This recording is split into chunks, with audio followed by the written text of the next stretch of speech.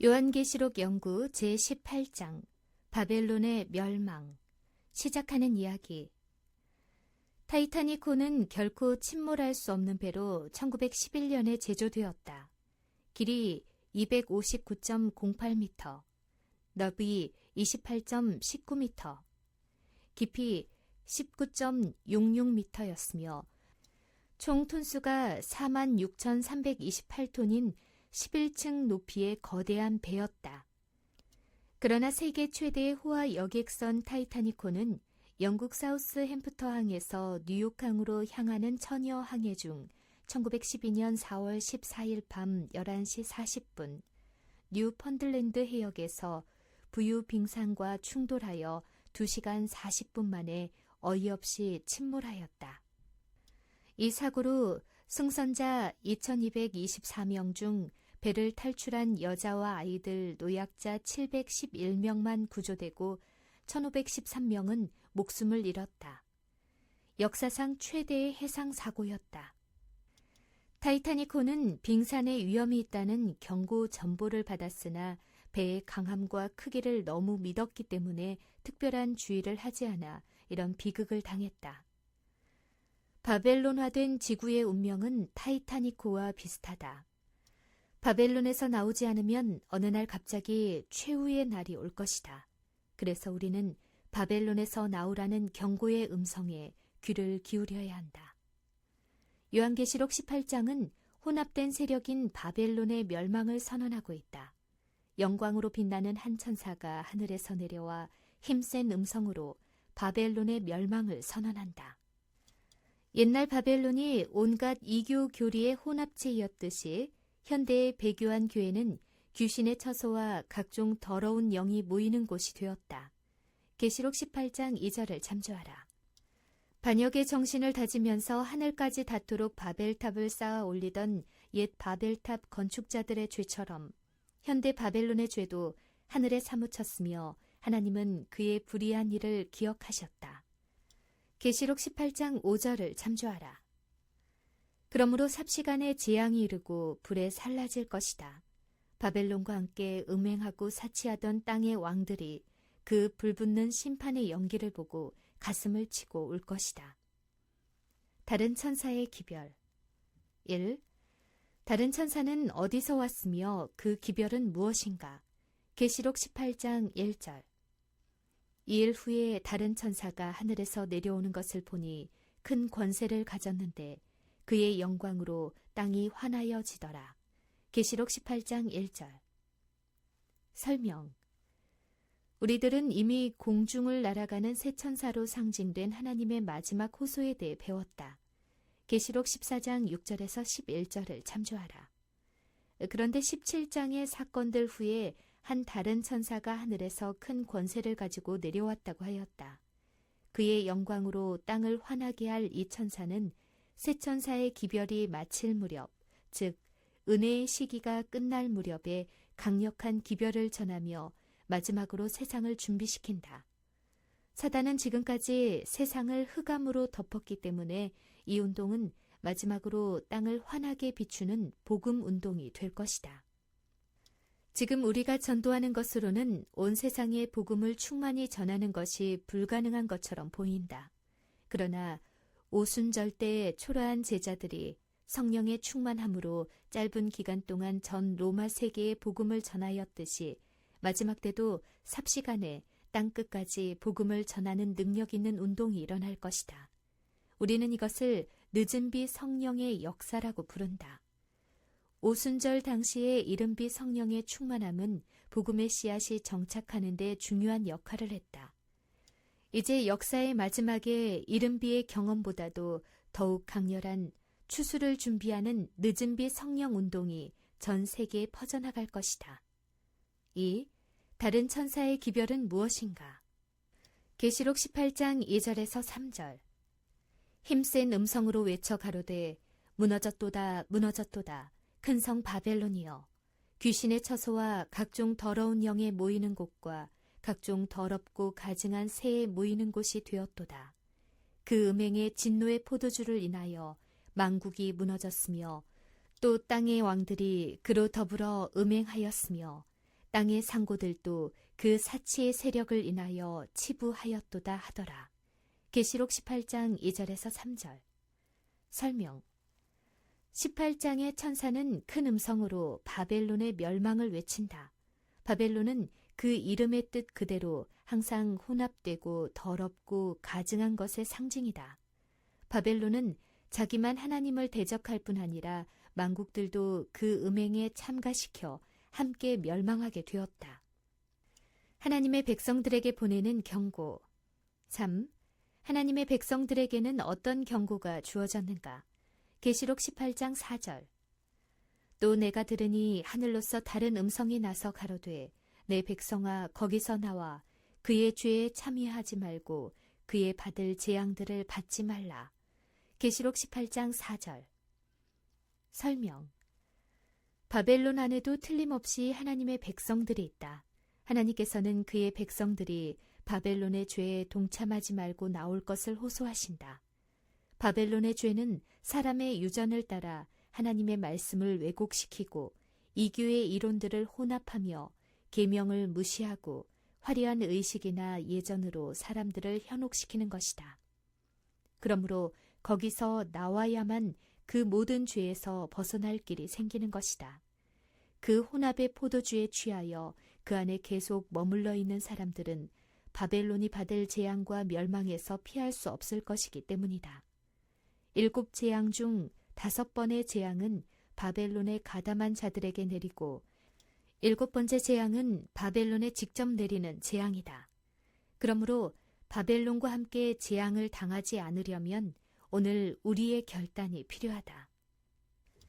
바벨론이 받을 심판. 4. 바벨론이 받을 심판은 무엇인가?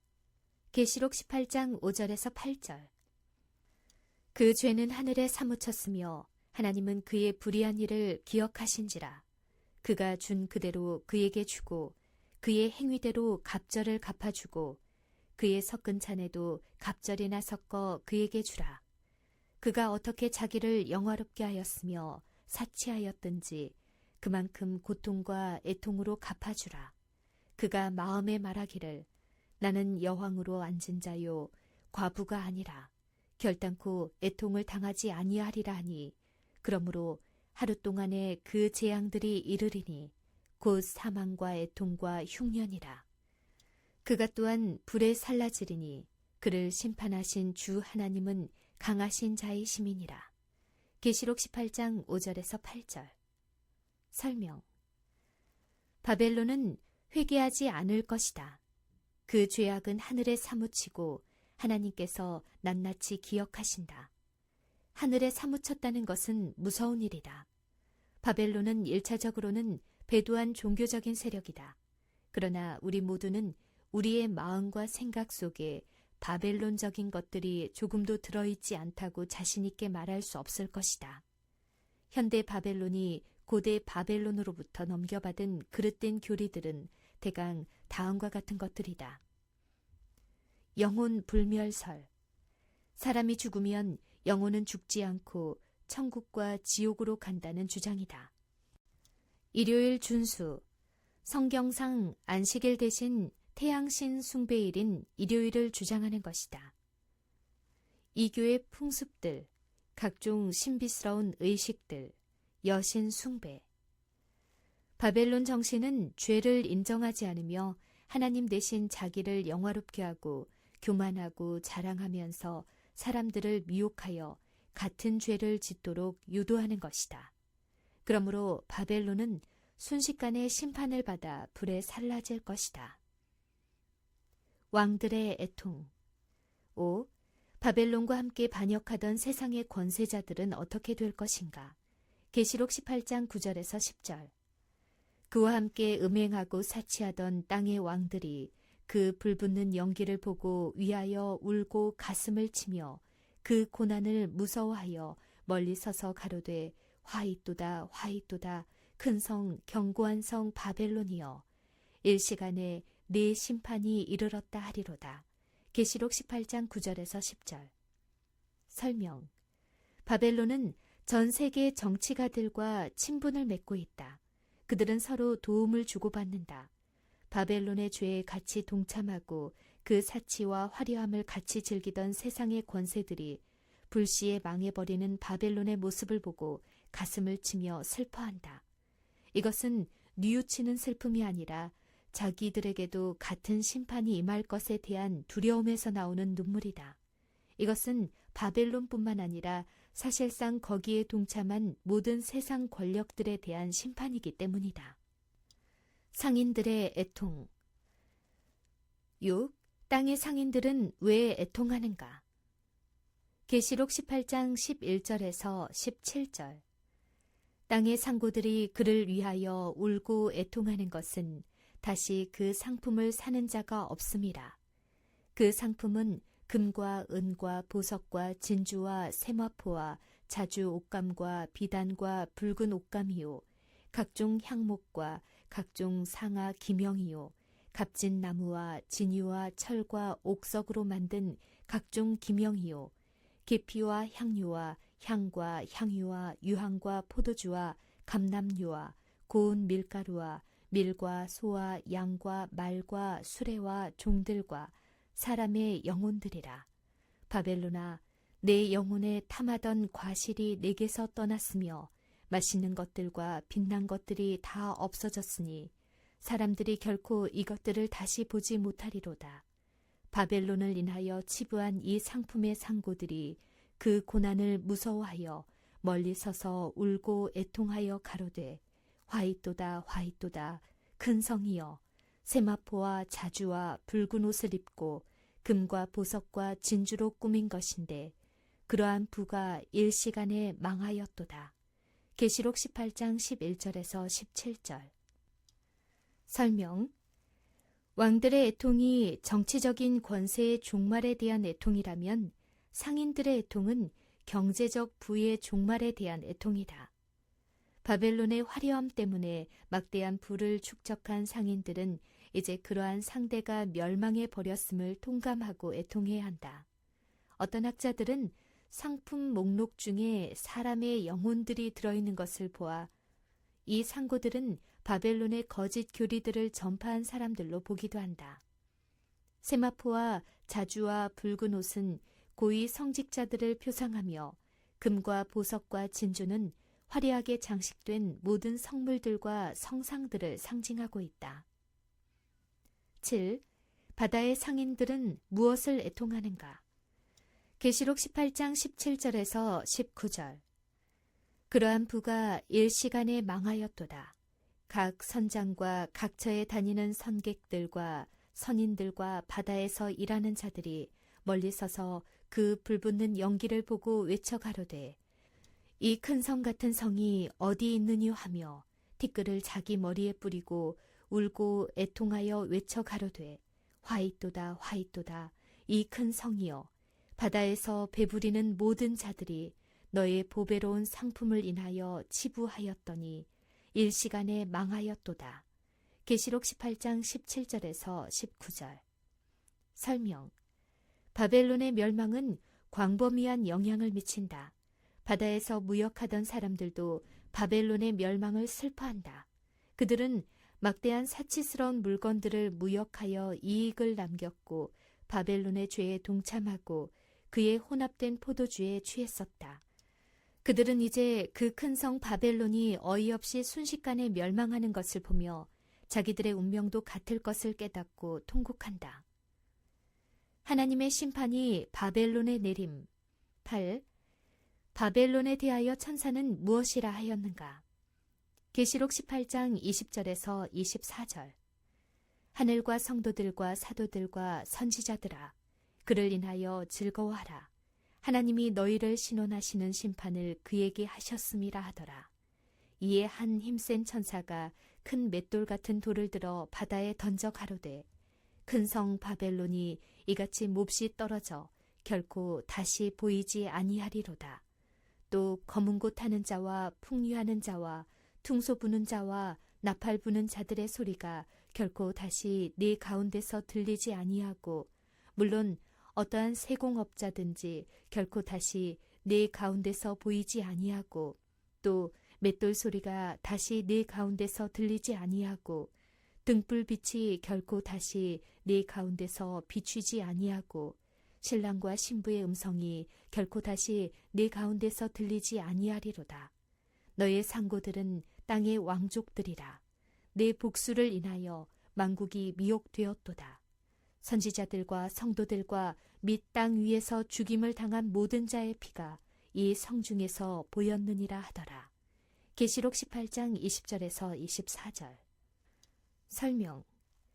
이제 바벨론이 멸망하고 하늘은 즐거워한다.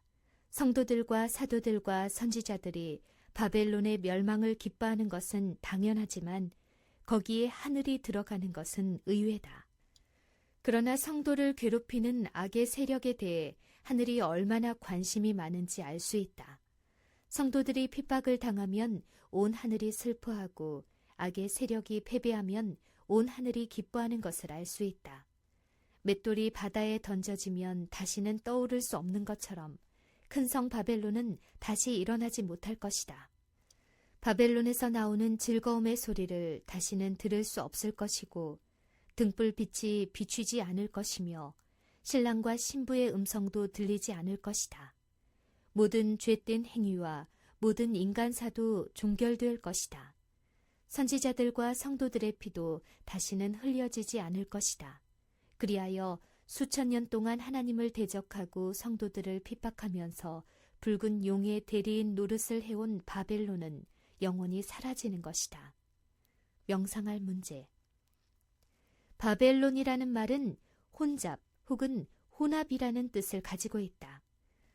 음녀나 바벨론의 죄는 하나님의 이름을 부르면서도 하나님의 뜻과는 다른 것들을 진리와 섞어 혼합해 놓은 것이다. 그러나 사람들은 화려한 치장과 장려한 의식에 눈이 멀어 그것을 보지 못한다.